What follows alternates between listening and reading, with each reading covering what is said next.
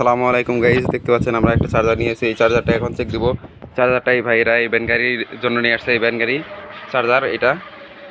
এখন আমরা চেক দিব। লাইনটা লাগাই নেওয়া হয়েছে।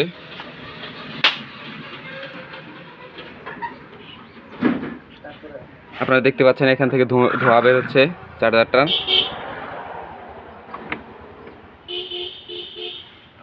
পুরাটাই বডি, চার্জারটা পুরাটাই বডি হয়ে গেছে। এখন আমরা চার্জারটা বাতিল করে দেবো। একেবারে চিকন তার দিয়ে চার্জারটা তৈরি করা।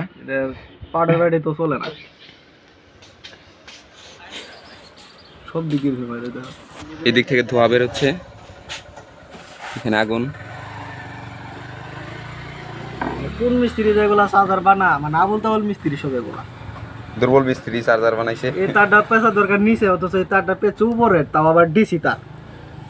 দেখুন ধোঁয়া বের হচ্ছে, মিস্ত্রি পাগল হয়েছিল, গাঁজা খায় চার্জার বেচছে। ভিতরে আগুন ধরে গেছে।